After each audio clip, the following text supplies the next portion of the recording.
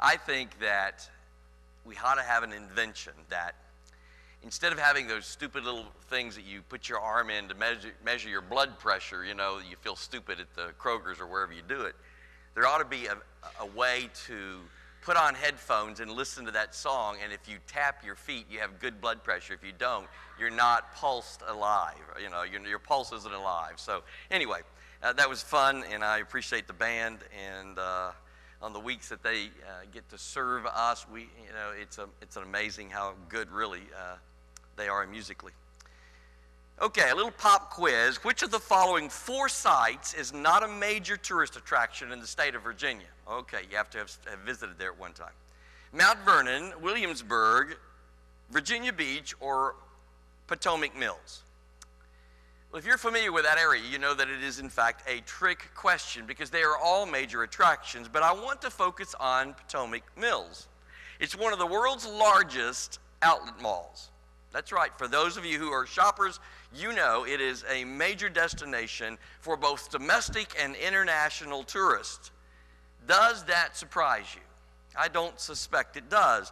Since we live in a consumer culture, tourists want to visit not only places like Mount Vernon and Monticello, but outlets like Barney's, New York, and Spiegel and J.C. Penney. You see, the Nature Company and Polly Flinders, some of the more than 220 stores in that particular mall. Folks come because they are interested in Martha Washington and Thomas Jefferson, but they lean in their free time to places like Christian Dior and Levi Strauss and Perry Ellis and Calvin Klein. You see, travelers want more than leisure and learning. They want style. They desire world-class savings, up to 20 to 60% every day. It is a craving for savings that has made this particular outlet mall an incredible destination that attracts some 3,000 groups and charter tours annually. The phenomenon is not limited to Potomac Mills, though, is it? Travel poll by TIA, the Travel Industry Association of America, tells us the following. Outlet shopping malls are becoming major attractions of United States travelers, with nearly 40% of all leisure and business travelers saying that they have visited a discount outlet mall in the previous year. According to the survey of some 1,200 U.S. adults conducted in December, 37% of travelers said they visited a discount outlet mall in the past year. This translates to 55 million discount outlet travelers out of a total of 149 million adult travelers annually. You know where I'm going with this. We are a discount-driven world. We love getting something for nothing. And so along we come to Luke 14, where the large crowds are traveling with Jesus and probably desiring some sort of world-class savings, if you would.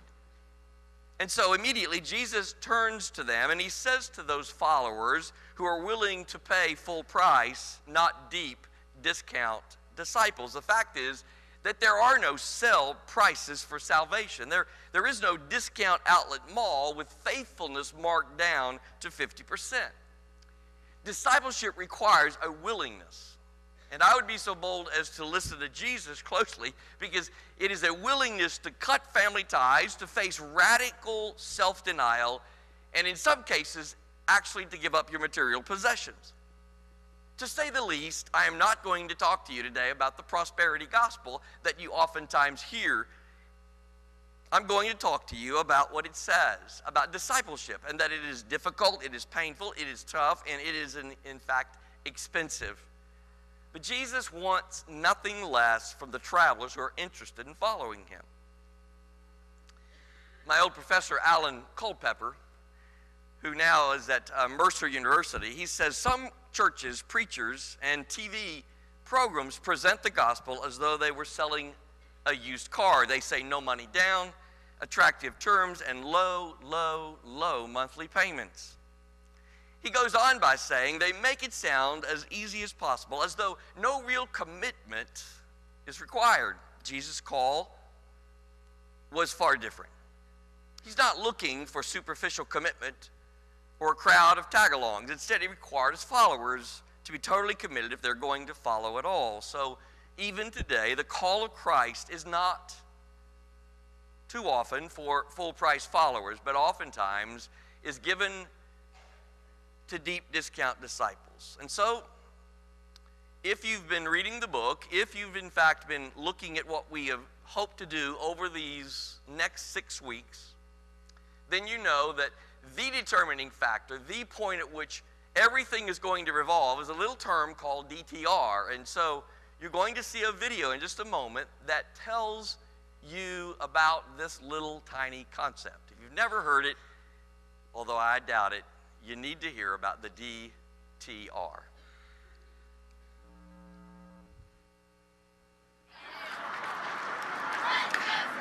DTR. Some of you will recognize what those letters stand for.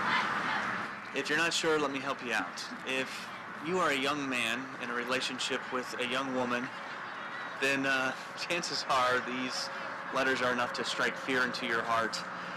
You may run away from, postpone, you may dread the DTR talk. Some young men will even terminate a relationship if they feel like the DTR talk is imminent. It is that official talk that takes place in every romantic relationship. Do you know what it stands for, DTR? Define the relationship. You sit down and you decide where things are going. Have things moved from casual to committed? I remember this date I went on in high school. On the very first date, the girl tried to have the DTR talk with me. First date, DTR. I got out of there PDQ. I just ran away. And just so that there's fair time, women are not the only ones that ask that. We men do that as well. Over the next few weeks, we're going to examine our relationship with Christ. Now, for some of you, it is going to feel like a first date. You're not really sure how you feel about Christ. You're still just kind of looking at Christ from a distance. So please, take your time, sit and listen. And even if you're not ready to talk about that yet, stay with us, and particularly those that watch regularly by way of our television programs. But most of us need to have the DTR talk with Christ, and the sooner the better. We need to determine and to find the relationship and find out where we stand. We need to look at Christ's invitation so that we can, in fact, give regular and careful attention to a verse that is going to be permeating all that we're going to be talking about over these 6 weeks. It's from Luke 9:23. If anyone would come after me, he must deny himself, take up his cross, and follow me. Now, some of us are going to welcome this talk because you are ready to make a new move. Now, we churches, we don't have the old revivals. I was talking to a pastor even this last weekend. I was doing a wedding in Maysville, and I was talking to him, and he said how many revivals he used to do. And, of course, most of our churches don't do revivals anymore, but we do these kinds of things. We do these kinds of 6-week emphases where we talk very clearly about it's time to get a fresh, new look at your commitment to Christ. And so it's incredibly important that you and I take these periodic times where we focus afresh and anew, and to decide that we're not going to be deep discount disciples, but full price followers. Now, some of us are going to push back from this talk because we kind of like the setup that we have with Christ. We come in to our worship services, we kind of sit back and observe from a distance, and we kind of like what that means. We do our time, so to speak. We put our hour in, and so we like the fact that we've had this nice weekly chat, and we're not sure about this whole sold-out commitment thing. We get a little anxious, and we even go to that fight or flight kind of mechanism that kicks in. And so when I and we are going to be encouraging you to define the relationship, it is going to push the issue a bit. It is going to ask you to, in fact, determine who you are. Now consider this. A fan is defined as an enthusiastic admirer. Now that sounds easy enough, doesn't it? An enthusiastic admirer. We do that in sports all the time. We do it with our social clubs. We do it with almost any group that we have, our political group, whatever it might be, but we become an enthusiastic admirer of the things that we like. The problem is that Jesus never cared about having fans. You will find nowhere in Scripture any place where you will find him saying it's absolutely fine just to be an admirer. We have a tendency to view our relationship with Christ through our church attendance. Now, that's not unfair. We just spent 6 weeks in a worship series where we talked very specifically about style down to about the essence of worship, about what preaching does, about what giving does. We talked through all of those things. So it is not surprising that we have, in fact, this time every week, either by way of being in this sanctuary or by way of television, where we set aside some time to determine our relationship with Christ. But as we talked about in our worship series, worship is not about sitting back in our seats until the show is over and that we being the show that's on the platform, but rather that all of us, what we do in this place, in fact, is our offering to God. So let's take a few minutes and look at our fandom and our desire to define the relationship that we have. So we've got it surrounded by 3 simple questions. Number 1 is, first of all, why are you here? Why are you here?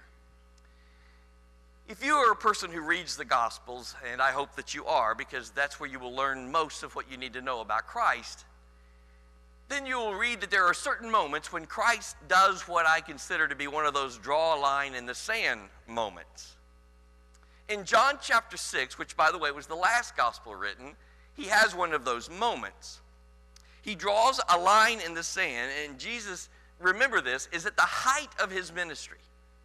We read that the large crowds have been following him and that he is popular.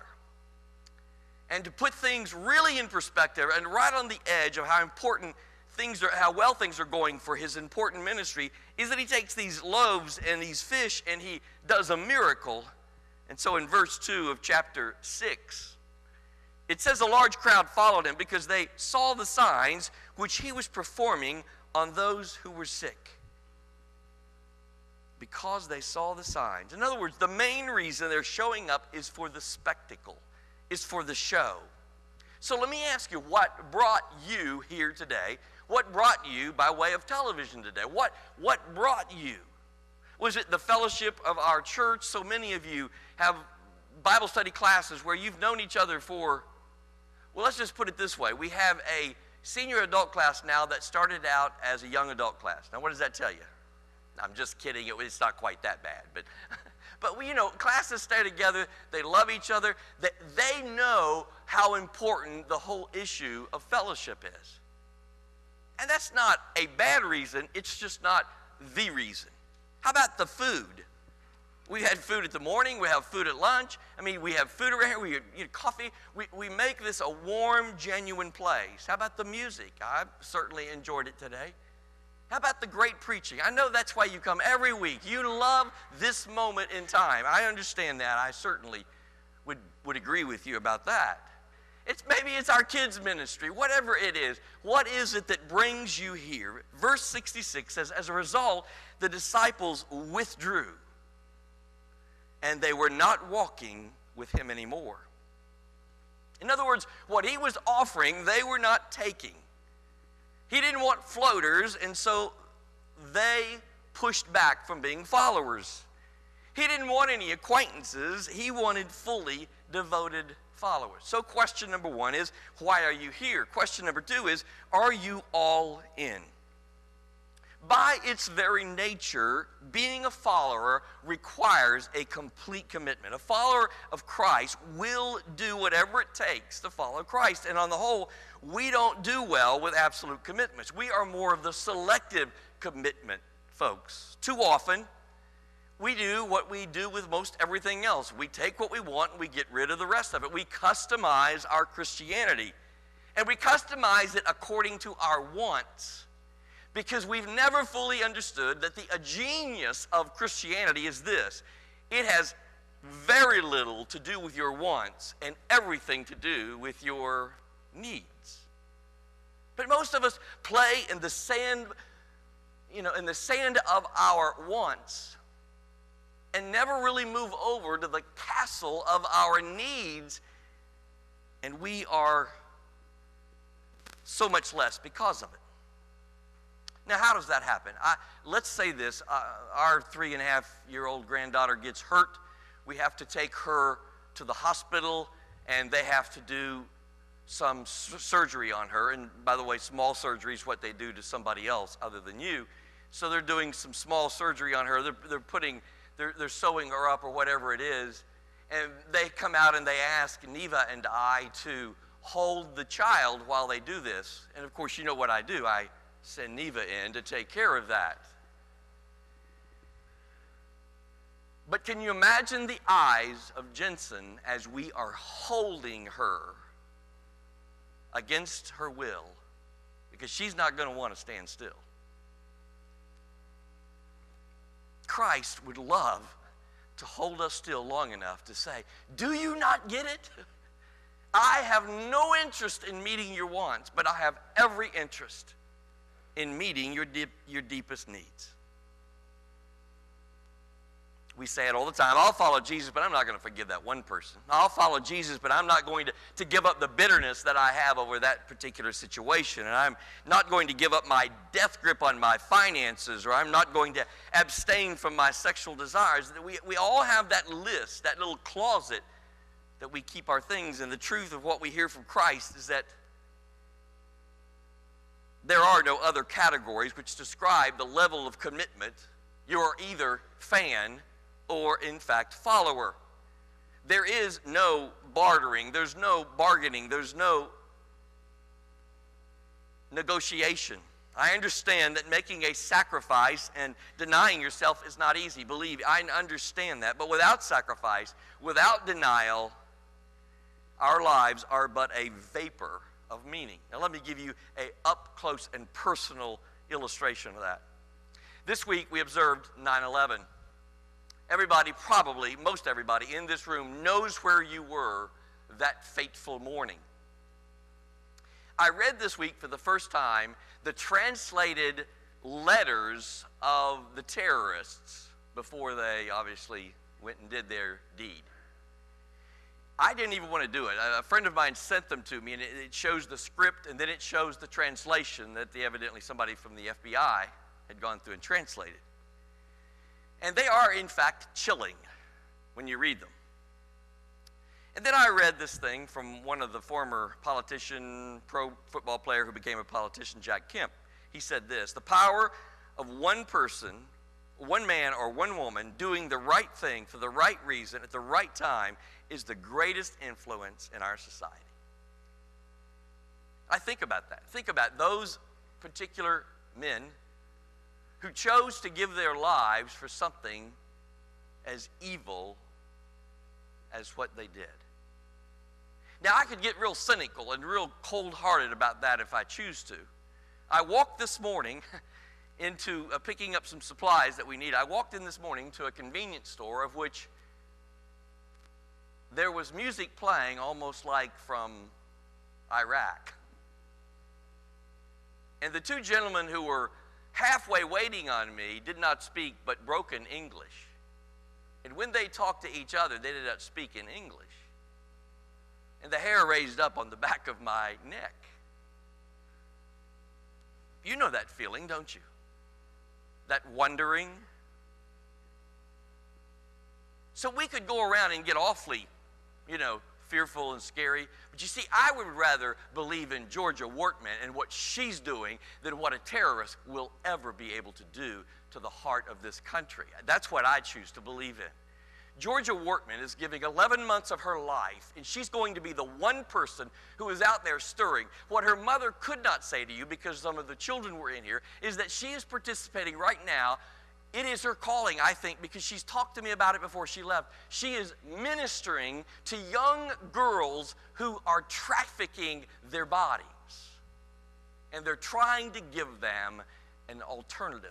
You see, I believe in Georgia Wortman. I believe in her one life given to make influence like none other. Every time I want to get cynical, that's what I'm going to believe. Thirdly, have you made it your own? I wonder how many of us went to church originally because of the influence of another person in our life. It was a grandparent or a parent. And I've often thought about how we can become a fan pretty easily. Let me give you an experience. I was a seminary student at Southern. I was kidding Barry about that, and he'll probably remember this fellow's name. Fred Andrea was my roommate before I got married. Fred Andrea was a 6'6" fellow from South Carolina who talked with a drawl and would tell me about he'd just gone to Krispy Kreme to get some big creamies. That's how I'm not kidding you. Diane, you want some big creamies? So one day I came into the room for lunch, and sure enough, big creamy Fred Andrea, 6'6" of him, was sitting there watching a soap opera. Well, I cannot tell you fully what I said to that man that day.